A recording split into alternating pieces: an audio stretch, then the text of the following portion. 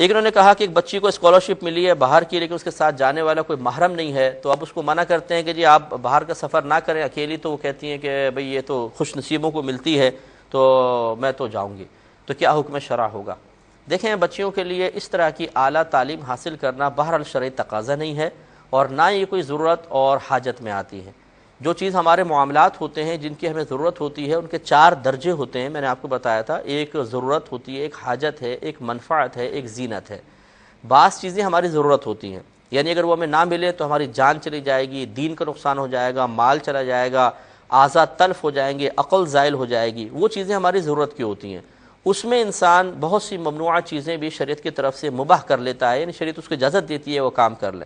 جیسے ایکسیڈنٹ ہو گیا تو بلڈ لینا، کسی کا خون لینا اگرچہ منع ہے لیکن اس حالت میں جائز ہے۔ ایک حاجت کے درجے میں ہوتی ہیں، یہ وہ چیزیں ہوتی ہیں کہ جن کے بغیر ہماری زندگی انتہائی مشکل سے گزرے گی، وہ نہ ہو تو پھر زندگی بڑی تنگی ہو جائے گی، لیکن موت نہیں آئے گی، عقل زائل نہیں ہوگی، عزت نہیں جائے گی، تو اس میں وہ حاجات والی چیزیں آتی ہیں، جیسے کرائے کا مکان اور ایک اپنا مکان۔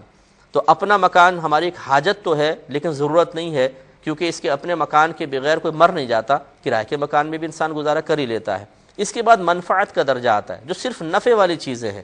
کہ اس کے بغیر ہم مر نہیں رہے، اس کے بغیر ہمیں کوئی بہت بڑی پرابلم بھی نہیں ہوگی، لیکن اگر حاصل کر لیں تو فائدہ ہے، جیسے یہ اسکالرشپ ہے کہ کر لیں تو اچھا ہے، فائدہ ہو جائے گا بچیوں کے لیے خاص طور پہ۔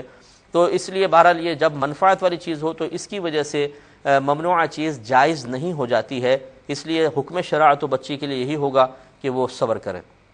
اور نہ جائیں۔ اگر وہ جائیں بہرحال تو وہ پھر ان کی مرضی ہے، وہ گناہگار ہوں گی، لیکن بہرحال جانا اس صورت میں جائز نہیں ہے۔